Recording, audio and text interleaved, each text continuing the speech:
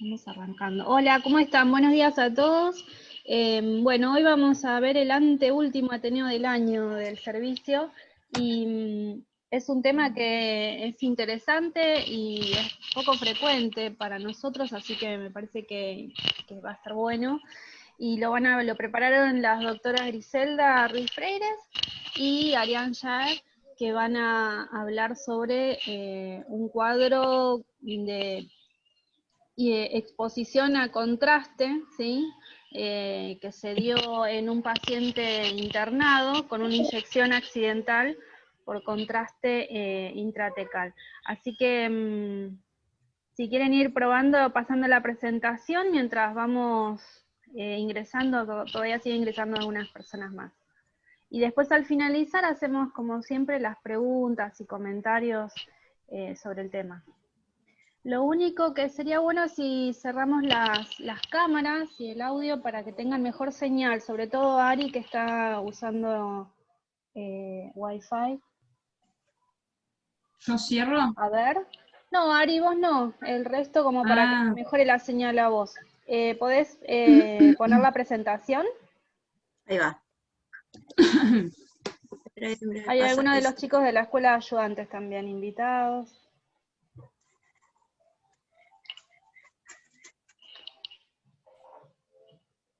Decime si no... Sí. Ahí está, perfecto. Bueno, se ve bien, lo único que faltaría es que pongas en modo presentación. Ah, perfecto. Bueno, nos dejamos comenzar entonces. Bueno, buen día, tardes a todos. Bueno, yo soy Griselda Ruiz, soy médica interna y toxicóloga del Hospital Fernández, y bueno, Ariane, ¿te quieres presentar? Bueno, sí, soy médica terapista y un pichón de toxicóloga de hace unos días. Bueno, la idea era presentar un caso que vimos en... perdón, estamos las atas acá. Un caso que vimos bastante interesante de una inyección accidental de contraste en forma intratecal. Se trata de una paciente, espera que me hizo acá porque la veo. Se trata de una paciente de 52 años, la paciente viene con un diagnóstico de un cuello de cáncer de cuello uterino, un carcinoma epidermoide semi-indiferenciado, ya con metástasis ováricas. Ella había debutado con una obstrucción intestinal en 2019, donde se detecta el cáncer, se estadifica como estadio 3, realizó tratamiento quimioterápico y radioterápico, quimioterapia con carboplatino, plaquitaxel y bevacizumab, pero bueno, después pierde seguimiento durante la pandemia, el último ciclo había sido en febrero, y vuelve en septiembre con permanencia de la enfermedad pélvica, por lo que se detecta que hay una obstrucción de la vía urinaria bastante marcada, y la paciente presenta un síndrome urémico, una anemia severa, por lo que queda internada el 20 de octubre de este año, y además de eso se hace el hisopado y se detecta también positiva para SARS-CoV-2. Al examen físico, la paciente tenía principalmente un síndrome de repercusión general, estaba lúcida, no tenía signos de ningún tipo neurológico, tenía el examen respiratorio y cardíaco era normal, y sí tenía una asimetría en el miembro inferior izquierdo, que ya se había descartado previa a la internación una trombosis venosa. El abdomen tenía la colostomía izquierda y no tenía nada más relevante. En el laboratorio presentaba la anemia marcada, y los glóbulos blancos en 13.200, durante toda la internación mantiene una leve leucocitosis. Obviamente los valores de urea y de creatinina estaban alterados, y el calcio y el fósforo también estaban alterados, un poco bajo el calcio, un poco alto el fósforo, más orientándose a una patología renal crónica. Las tomografías, solamente teníamos que en la TAC de abdomen tenía la dilatación severa del sistema pielocaliciar y el electro estaba normal. Por lo tanto, con estos valores se decide iniciar tratamiento dialítico, y además se planea una nefrostomía por esto de la obstrucción por la pelvis congelada, la cual se dilata hasta el 5 de noviembre, como simplemente porque no había CET en ese momento, entonces se termina dilatando. Finalmente, el 5 de noviembre se realiza el procedimiento quirúrgico, y estas son imágenes de la nefrostomía, del procedimiento que se realiza. Este es un procedimiento que se realiza en forma percutánea, y se ingresa por la fosa lumbar. Podemos ver que lo que se ve más, no sé si se ve el cursor, pero ¿se ve el cursor? Sí. Esto sería se ve bien. la pelvis renal dilatada, y estos serían los catéteres que utiliza el urólogo para poder llegar y determinar si está o no está en la vía urinaria. Como podemos ver, en estos y en estos, tranquilamente podríamos interpretar que el catéter, obviamente ese catéter es el contraste para poder hacer una urografía y determinar si el procedimiento está en la vía urinaria. Acá podríamos tranquilamente interpretar que está en el canal medular. Lo que decían durante el procedimiento es que como hay superposición de imágenes, porque esto es una imagen bidimensional, también faltaría la imagen de la otra dimensión para determinar si en realidad no está o está delante o por detrás del canal medular, pero bueno, considerando lo que pasa después con la paciente, interpretamos que esto podría ser la causa. Y el contraste que se usa para determinar si está en vía urinaria es el triosom, que es el amido triosato de meglumina, que es una sustancia iodada e iónica. Bien, así que luego del procedimiento, el mismo 5, se produce una intercurrencia, que es que posterior a la realización del procedimiento quirúrgico la paciente va a diálisis, y durante el tratamiento dialítico presenta una excitación psicomotriz, es necesario sedarla con clorpromacina, y pasa a clínica médica, la llegan a dializar, porque le realizan la sedación. Esto sería unas 2 o 3 horas después del procedimiento. No estaba constatado en la historia clínica cuánto tiempo después de eso la dializaron, pero bueno, nosotros tenemos diálisis hasta las 5 de la tarde, así que mucho más que eso no fue, y el procedimiento fue a la mediodía. Y bueno, pasa a clínica donde presenta un delirium hipoactivo, un Glasgow 9 en 15, los reflejos estaban normales, la ataxia no era evaluable, las pupilas están isocóricas y reactivas, pero sí tenía rigidez de nuca sin foco motor y movimientos involuntarios tipo espásticos, que tampoco está escrito en la historia, pero sí me consta que lo ha tenido. En el ataque de cerebro simple se evidencia contraste iodado en sistema ventricular suprainfratentorial y espacio subaracnoideo. En ese momento se inicia dexametasona en una ampolla cada 8, un plan discreto a 14 gotas porque la paciente es renal, omeprazol, metoclopramida, lactulón y heparina. Esta es la tomografía. Posterior a la detección de la excitación psicomotriz.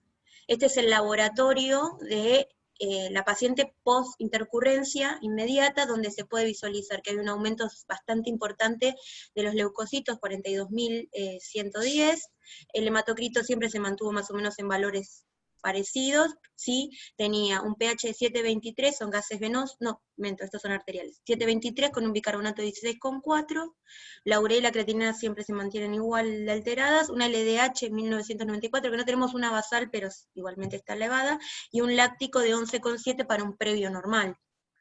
Así que a las 14:30 se realiza al otro día, no en el día del procedimiento, la paciente continúa con deterioro sensorio durante toda la noche, solamente se había iniciado tratamiento con corticoides, sostén, no fue necesario la protección de la vía aérea porque no bajaba de 9 el Glasgow. 14:30 se realiza una punción lumbar a través del servicio de neurocirugía y extraen 6 centímetros cúbicos del líquido, y posterior a esto la paciente mejora. Pero de todas maneras, dada la gravedad de la situación, se decide el pase a UTI, con un laboratorio que ya el otro día tenía una disminución bastante importante de los leucocitos, y los demás valores más o menos se mantenían iguales. Así que, bueno, después el líquido cefalorraquídeo se mandó a analizar, obviamente, no dio nada o sea, salvo las proteínas discretamente alteradas, no dio ninguna alteración. Y posterior a esto, pasa a clínica médica la paciente 4 días después, ya con una tomografía normal, y buena evolución. Ya cuando pasa la terapia intensiva, la paciente ya está muchísimo mejor, y cuando vuelve al piso está lúcida, recupera el sensorio completamente. Le iniciaron tratamiento con pipertazo por un sedimento patológico, la nefrostomía está funcionante, pero el 16 cae la sonda Pigtail y le colocan una sonda Foley siliconada que tiene orina, pero de todas maneras la función renal nunca la recupera. Así que, y el 20 del 11 intercurrió con fiebre, inició vancosepta, que son complicaciones muy comunes de los pacientes que tienen enfermedad renal y dializan. El 2 de diciembre la mandamos de alta, para continuar tratamiento por oncología y urología, y sigue con diálisis hasta ahora. Así que bueno, ahora vamos a hablar un poco de la revisión bibliográfica que hicimos con respecto al tema. En cuanto a lo que es métodos de contraste iodados, lo principal es que tenemos que saber es que un método de contraste o un medio de contraste ideal no tiene que ser iónico, ¿sí? No tiene que tener la misma molaridad que la sangre, y tiene que ser poco liposoluble y más hidrosoluble, así no penetran los tejidos, y sobre todo no penetra la barrera hematoencefálica. Hay 3 tipos de contraste. Los monómeros iónicos, que son de alta molaridad, casi siempre ronda alrededor de los 1000 milmol.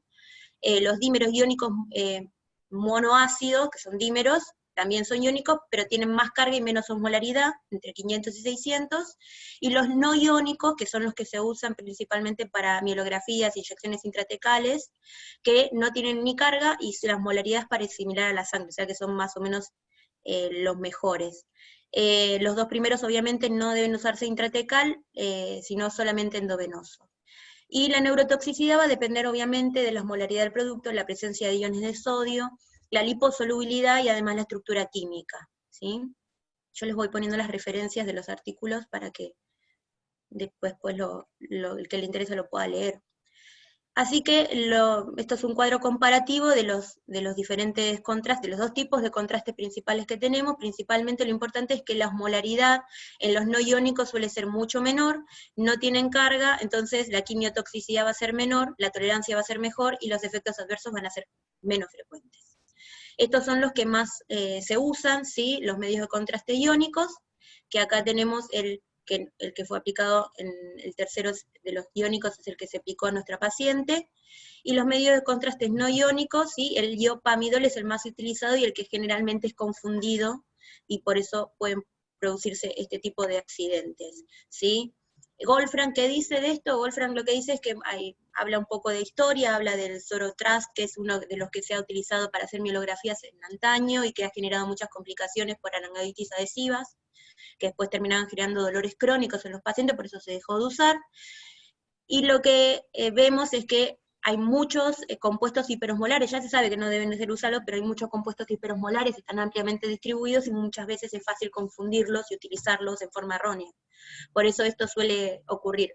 Habla de la latencia de los síntomas cuando ocurren accidentes de este tipo, entre 30 minutos y 6 horas posteriores a la administración, y que generalmente se produce hiperreflexia, espasmos mioclónicos, y después el paciente ya tiene mínima estimulación y empieza a deteriorar el sensorio y deprimirse, y que suelen iniciarse estos síntomas en los miembros inferiores. Entonces ahí describe este síndrome, que se llama síndrome ascendente tónico-clónico, que ahora vamos a ampliarlo un poquito, que puede llegar a ser mortal. Y Wolfram lo que recomienda es los drenajes de líquido cefalorraquídeo de más de 100 mililitros en tandas de 20 mililitros, que puede ser con reconstitución de solución isotónica, y en casos graves inclusive hacer una perfusión ventrículo lumbar con catéteres. Después, este artículo me pareció muy interesante porque hace una revisión bibliográfica, una revisión de casos, y además presenta un caso. Empieza por hacer un reporte de caso en un paciente donde se le aplicó ioxitalamato durante una mielografía. En vez de darle iopamida, le dieron este compuesto iónico, y el paciente presentó movimientos involuntarios que llevaron hasta unopistótonos. Le realizaron, una inyección de pancuronio para producir la relajación muscular, porque lo que suele para producir en estos pacientes son rigidez muscular bastante importante, y lo terminaron intubando. Y después siguieron con pulsos de metilprednisolona, una posición semisentada, tiopentona, drenaje por catéter lumbar de 10 a 20 mililitros de líquido cefalorraquídeo por hora, reposición del mismo con solución isotónica, y total drenaron 145 mililitros. Y el paciente evolucionó bien. Es muy parecido a lo que vimos con nuestra paciente. Así que empecé a hablar un poco de la fisiología, y lo que me pareció muy interesante es que los efectos neurotóxicos de los medios de contraste están relacionados, obviamente ya lo habíamos dicho, con la ionicidad, con la osmolaridad, la solubilidad en lípido, la dosis, la concentración, la duración de exposición, como todos los tóxicos. Y también habla de que la naturaleza iónica de los compuestos es lo que produce los episodios de excitabilidad, probablemente por inhibición o por estimulación de neurotransmisores, y lo han visto en experimentos donde se aplicaron compuestos iónicos en ratas, en la raíz ventral, en los nervios corticales, y producía descargas automáticas.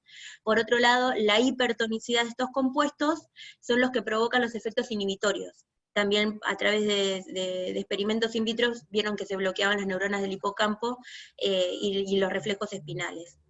Y probablemente todos estos, si bien no se sabe obviamente cuál es el mecanismo de toxicidad específico, probablemente tenga que ver con alteraciones de los neurotransmisores como la colinesterasa. Y en cuanto al síndrome de convulsivo tónico clónico ascendente, lo que se suele ver en caso de toxicidad por compuestos iónicos, es un síndrome, un TOC síndrome, que fue en principio introducido por Bonnet et al. Y equipo, para definir un síndrome que se veía, que aparecía durante las mielografías, y lo que ocurría era que inmediatamente luego de la inyección el paciente presenta dolor lumbar, dolor y que se extiende a miembros inferiores bastante importante. Si la inyección era cerca del sistema nervioso del encéfalo, por ahí aparecía primero el tinnitus, y el periodo de latencia más o menos entre 30 y 66 horas, que es el mismo que describe Goldfrack, es porque el medio de contraste es más pesado que el líquido cefalorraquídeo, entonces le cuesta subir. Y después empiezan con espasmos paroxísticos, que duran pocos segundos. Típicamente cuando se estimula el miembro afectado se liberan esos movimientos involuntarios.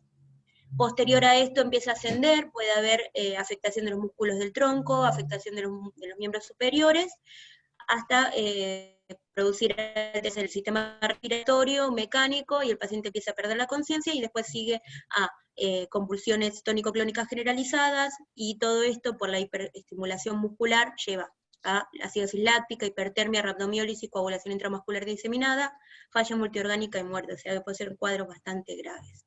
En cuanto al tratamiento, de todo esto se desprende que el tratamiento es colocar al paciente en posición sentada para que no suba el líquido cefalorraquídeo, realizar los drenajes de líquido cefalorraquídeo y lavajes, ¿sí? Que se pueden realizar inclusive con catéteres. En el caso de lo que habían hecho era un catéter, pero otros han hecho punciones reiteradas, y para hacer eso hay que cubrir con antibiótico al paciente para evitar infecciones. Una alternativa a realizar los drenajes puede ser una hidratación vigorosa, pero vigorosa es vigorosa, mucho líquido, ahora vamos a ver cuánto. Porque lo que hace la hidratación es que se reabsorba más rápido y se aclare más rápido el contraste, que se aclara a través de las ampollas los plexos coroides. Bueno, obviamente proteger la vía aérea, control de las convulsiones, bloqueo muscular, ¿sí? Y los corticoides, que pueden tener una muy buena acción sobre el edema que produce estos contrastes, que es en dosis de shock medular. Metilprednisolona en bolo a 30 miligramos kilo, y después una infusión continua.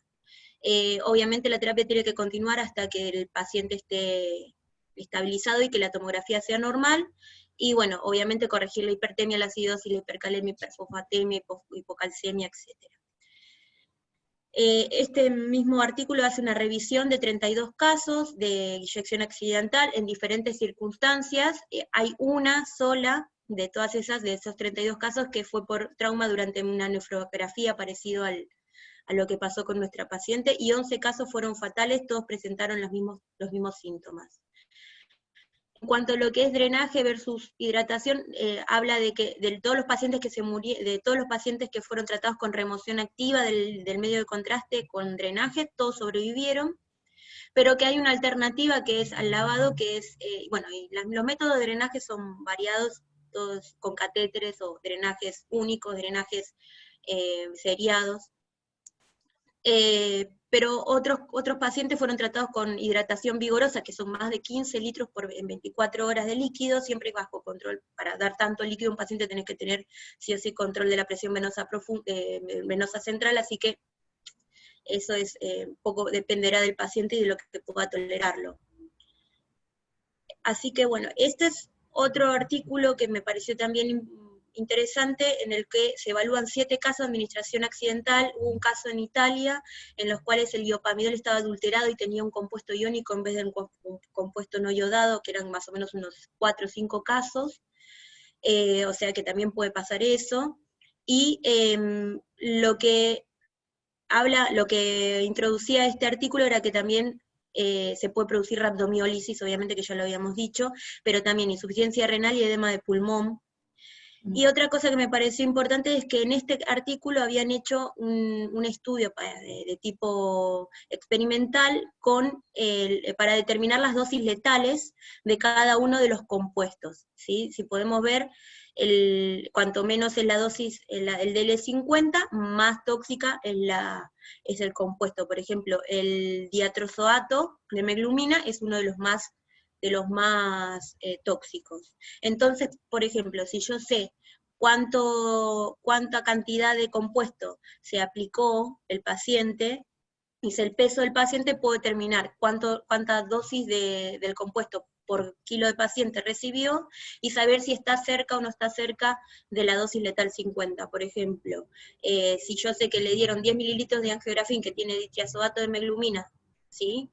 306 miligramos de yodo por mililitro, que corresponde a 3.06 gramos de yodo, dividido el peso del paciente, entonces recibió 0,043, y fíjense que la dosis letal es 0,55, lo cual no está muy alejado, así que podemos intuir que si está muy cerca de la dosis letal 50, el paciente puede llegar a tener un desenlace fatal o un desenlace desfavorable.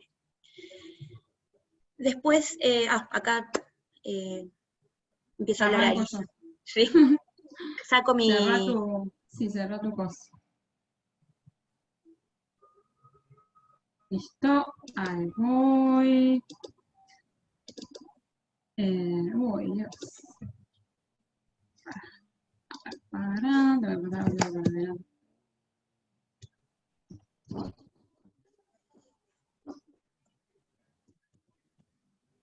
va. Listo, ya arranco, Bueno, seguimos con la búsqueda bibliográfica. Este es un reporte de caso bueno, es tan viejo, del 2012, también un poquito parecido al de la paciente que se presentó. Una señora de 50 años, diabética hipertensa, que con antecedentes de un carcinoma de mama avanzado, con metástasis múltiples, y su motivo de ingreso fue una fractura patológica en vértebra lumbar.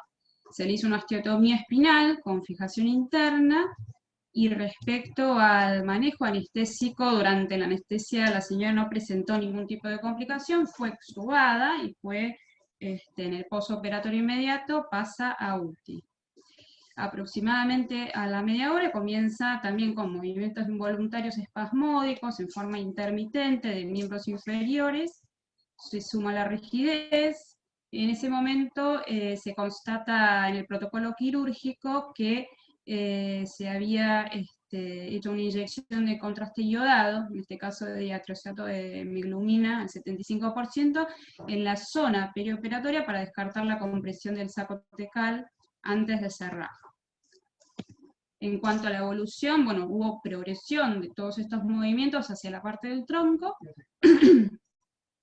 Acá ya un poco ya se empiezan a protocolizar de alguna manera con los años el tratamiento. Bueno, al saber lo que había ocurrido, a la paciente se la intuba de forma electiva, ¿sí? Para poder hacer el tratamiento agresivo con relajantes musculares, y se le coloca un drenaje epidural, en general son lumbares, para drenaje. En este caso me pareció interesante, le drenaron 60 mililitros, pero ellos recolectaban en serie, ¿no? Entonces iban sacando las jeringas secuencialmente, las rotulaban y después hacían una imagen radiológica de cada una, en el cual se veía cómo iba disminuyendo la presencia del contraste. La paciente tuvo, pará porque acá aprieto. No, me fui, pará. Una buena evolución, ¿sí? Con extubación a las 48 horas y paso a piso. Bueno, esto un poco ya lo venimos hablando de la neurotoxicidad fatal, que es hacia donde no hay que llegar, ¿sí? Al tema de las convulsiones, y esta cascada que se produce a partir de las mismas con rhabdomiolisis, insuficiencia renal, falla multiorgánica. Entonces, hace un poco de hincapié en poder reconocer e identificar esta iatrogenia, ¿sí? Para poder actuar rápidamente en estos 3 puntitos que le pueden salvar la vida al paciente, que son la intubación, la relajación, con relajantes no despolarizantes, y realizar un drenaje lumbar, ¿sí? Ya van a ver, puede ser drenaje lumbar, en otros casos es un drenaje ventricular externo. Siguiente. No, este es otro report. Yo pensé que era una imagen de esta señal. Bueno, y este es otro, que es un poco más nuevo, del 2016, que primero presenta un reporte de caso y después hace un review más o menos de la literatura.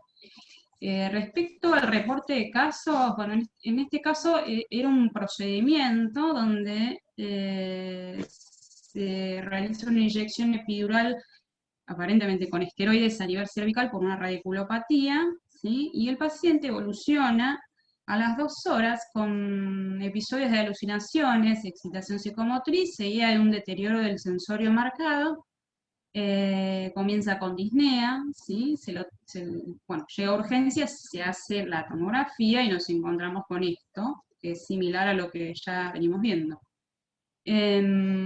Como tratamiento, bien, lo mismo que veníamos más o menos hablando antes, ¿sí? En este caso, este paciente se le hizo un drenaje ventricular externo. No es lo más común, pero se puede hacer, y también tuvo durante su estadía en terapia un monitoreo de la presión intracraneal. También hubo drenaje, aproximadamente de 10 a 20 mililitros hora, con buena evolución, con extubación a las 24 horas, con mejoría del sensorio y una secuencia imagenológica así muy similar también, donde en las 48 horas ya no se visualiza el contraste. Y respecto al review, una búsqueda de PubMed, identificando todos estos reportes notificados de administración intratecal de contrastes iónicos, con un análisis cualitativo. Eran 38 casos reportados, y la mayoría de ellos fueron en procedimientos de mielografías programadas. Y bueno, después algunos otros por otros procedimientos, epidurografía, osteotomía, también ureterografía percutánea y demás. ¿Qué más? Bueno, la edad promedio de estos, ¿cuántos pacientes dije? 38, de 48 años, a predominio de sexo masculino. El 84% de esta inyección fue a nivel lumbar, y bueno, y las redes según el procedimiento, obviamente otros niveles también. ¿Ven? Uno a nivel de la pelvis renal, uno a nivel del plexo brachial y demás. ¿Sí? Ya vamos a hablar del doble check, es un dato de color. Después, en el tiempo promedio de aparición de los síntomas, más o menos en 1 hora y media, ¿sí? Que es lo que venimos viendo en todos estos reportes, en general es más cercano a lo inmediato que a tantas horas. Por lo menos no leí de ninguno que fuera a las 6 horas. Todos estos más o menos, las latencias fueron parecidas. El 92% presentaron convulsiones, mioclonías, paraparesis espásticas, y nombro así rápidamente, porque ya las dijimos, cuáles son las complicaciones no neurológicas. A la cabeza, la insuficiencia renal aguda, obviamente casi el 30% rhabdomiólisis, en un porcentaje insuficiencia respiratoria, como el case report que nombramos antes también, y en un 32% también, obviamente, lactacidemia y acidosis metabólica.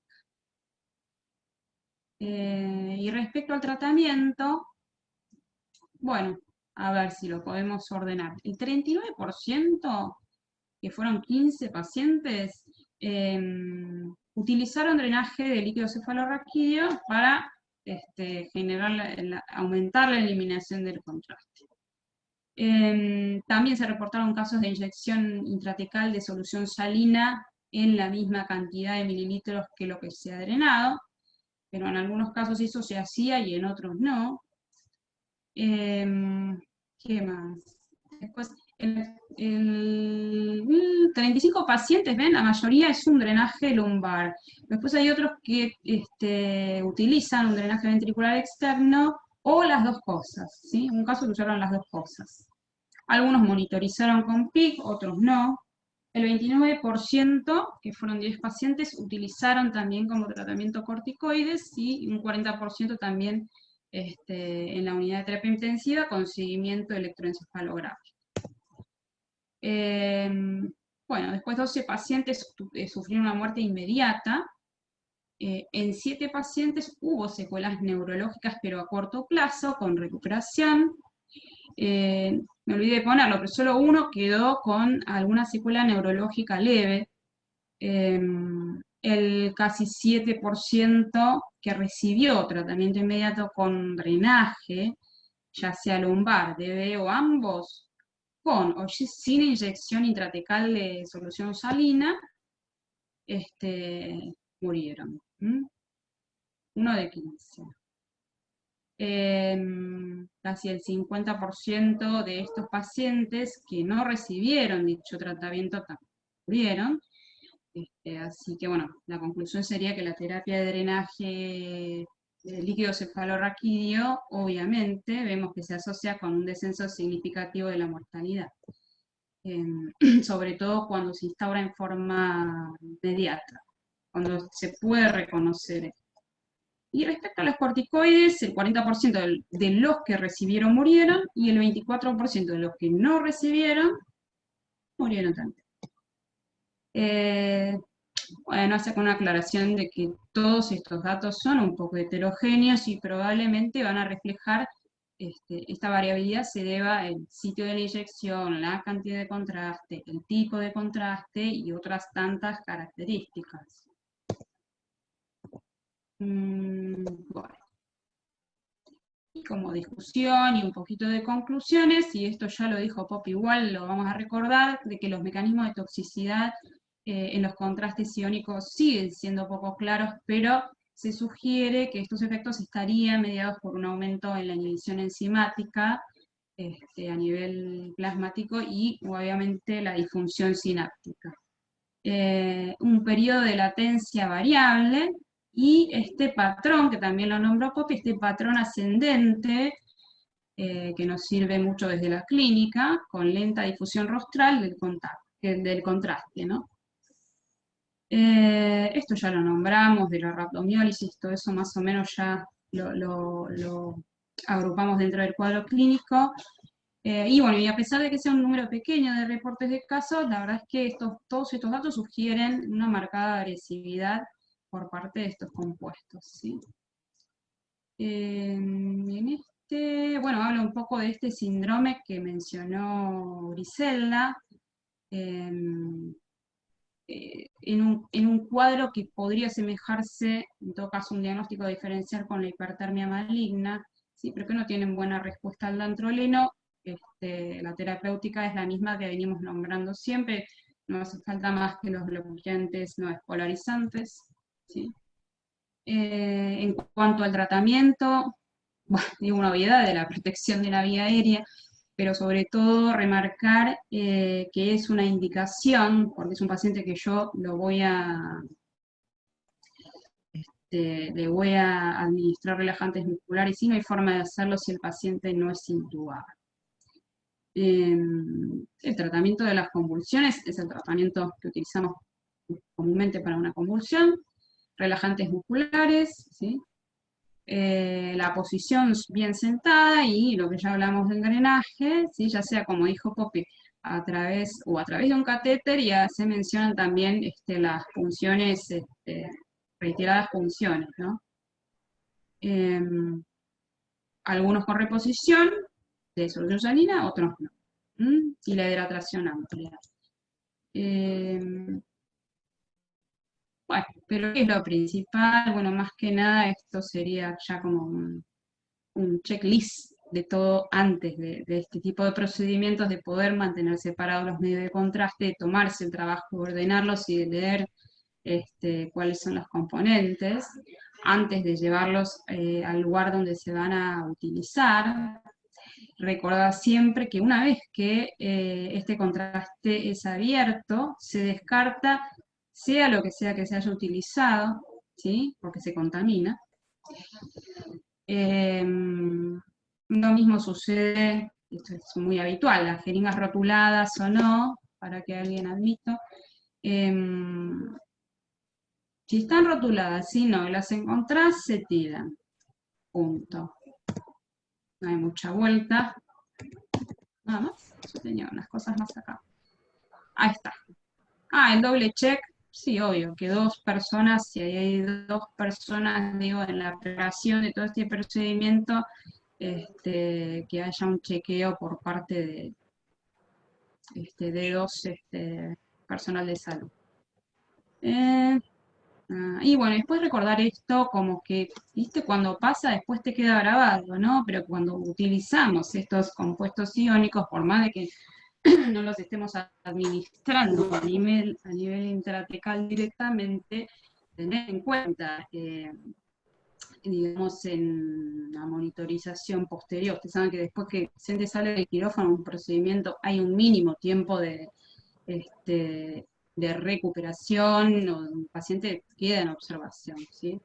Entonces, si uno conoce este cuadro, que está bueno, yo no lo conocía, bueno,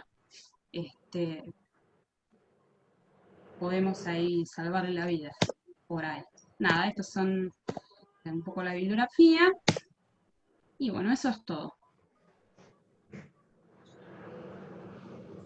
Bueno, bárbaro, excelente, chicas. La verdad que la revisión estuvo buenísima, a mí me encantó el tema desde que Poppy lo presentó, lo puso un poco en pie de debate, de exposición, y a ver qué era lo que nos parecía a todos. Ha sido súper interesante.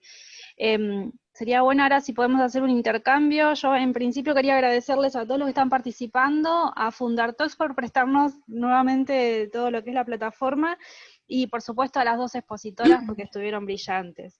Yo quiero hacer una consulta, como para arrancar, y no sé si hay algún tipo de, por ahí entre las recomendaciones que han leído, que han encontrado de prevención de la lesión por el contraste con N-acetilcisteína o con cloruro de sodio o con algún compuesto que pueda llegar a evitar que si hubiera alguna extravasación el daño sería menor. La verdad es que la evolución de la paciente fue excelente, ¿no? Porque uno ve las imágenes y piensa que podría haber pasado lo peor. Y las imágenes de la tomografía, la resonancia, todo lo que presentaron, la verdad es que el cuadro parecería más difícil de resolver. No sé si encontraron algo sobre profilaxis. No, me parece que más lo que vos estás planteando, sí, creo que se tiene en cuenta, pero no por esta cosa accidental de que el compuesto iónico tan hiperosmolar llegue al cerebro. N-acetilcisteína, prehidratación y otros fármacos, me parece que están más destinados tanto a los procesos, a las reacciones adversas, como a impedir el deterioro de la función renal y otras cosas. Respecto a lo que es iatrogenia y pasaje de estos compuestos tan hiperosmolares al sistema nervioso, yo por lo menos no los mencionaba en ningún lado. No, aparte lo que explican con la teoría es que hacer compuestos hiperosmolares, justamente por el contrario, lo que hacen es que hace que que salga agua de las neuronas y te terminan deshidratando y eso genera edema. Así que cloruro de sodio y demás no, la N-acetilcisteína no pasaría la barrera hematoencefálica, pero sí el corticoide. El corticoide lo hablan como, o sea, de hecho la mayoría le terminan dando hasta pulsos de corticoide para evitar el edema y la injuria posterior, eso sí. Bien. Pero no otra cosa no leí. No sé si quieren hacer algún comentario o pregunta al resto de los. Graciela, que veo que está, Selena o Ale. Muy bueno, chicas. Yo quería preguntarles algo, pero referido a la paciente, porque entré y me perdí el principio, que ¿qué tenía de base la paciente? ¿Cuál era su patología de base? Era una paciente con un cáncer de útero estadio 3, con una pelvis congelada, y tenía dilatación pilocalicial severa, entonces había que hacerle una nefrostomía. Y durante el procedimiento... Tenía falla renal.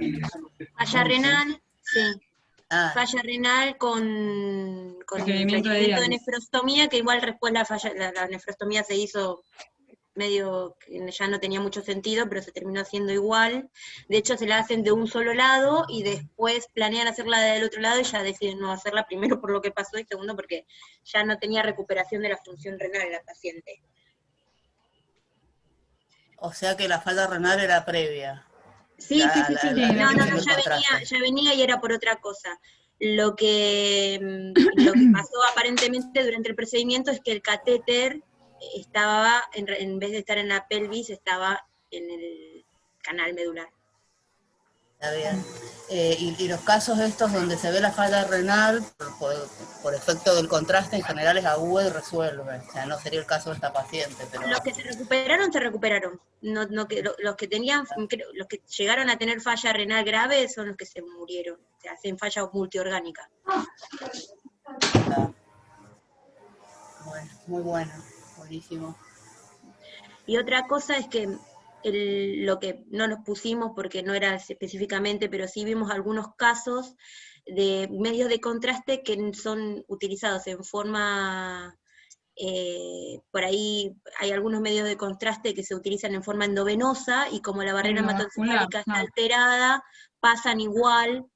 Por ahí he encontrado un par de reportes de casos de gente que ha hecho, cuando se ponen clips por aneurismas intraarteriales y tienen los mismos síntomas, o bueno, otros procedimientos puede ocurrir, o sea que también hay que tenerlo en cuenta cuando haces el contraste endovenoso, que podría llegar, es más raro, pero si hay una alteración de la barrera hematoencefálica también puede pasar, aunque lo apliquen endovenoso. Eso es importante, porque la cantidad de contraste que se utiliza en los estudios es... De hecho, había un caso de una señora que le habían hecho iopamidol, o sea, le habían hecho el contraste no iónico, e incluso así, durante una mielografía había hecho también edema. No era este síndrome exacto, pero sí había hecho edema y se había muerto. Eso te iba a preguntar, si con cualquier tipo de contraste se manifestaba con este síndrome, que parece ser como muy típico después de que se utiliza, esto es con los contrastes iónicos, y siempre es por error. En realidad, de los tres que nombró Poppy, el único que se puede administrar en forma intratecal es el no iónico, el que vos mencionaste siempre. Claro, pero cuando se extravasa el cuadro clínico es este síndrome, convulsiones tónico-clónicas generalizadas. O sea, independientemente del contraste, digo, que se esté utilizando. No, en realidad eso es con el contraste iónico aplicado donde no debe, que es en el intratecal. Claro. Por error médico. No hay, salvo que en algunos casos en los cuales puede hacerse aplicación intraarterial y que la barrera hematoencefálica esté alterada y se provoque esto, que es raro, pero puede pasar. Bien, secuelas de esto, no sé si encontraron algo como que puede dejar, además del fallo renal, supongo, que en esta paciente ya lo tenía, ¿no? Pero en otros casos... Esta paciente quedó igual que antes. De esos 38 que encontraron en el review, solo uno, no mencionó cuál fue la secuela, pero solo uno quedó con una secuela leve, que no revirtió.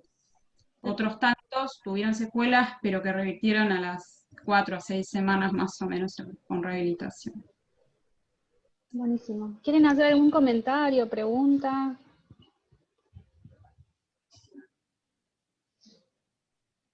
¿No?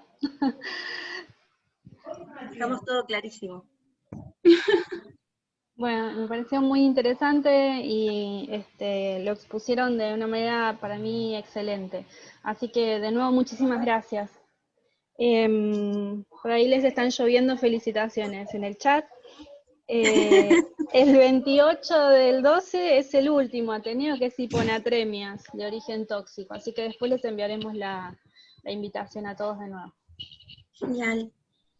Bueno, Bueno, un gusto vamos a como ver el siempre eclipse. verlos a todos. Nos vemos, Gracias. gracias, ¡El chicas. eclipse, chicos, vamos! Corten, corten. Chao, nos vemos, gracias. Adiós. Chao. Chao, chao. Chao, chao, Grace. Hasta la próxima.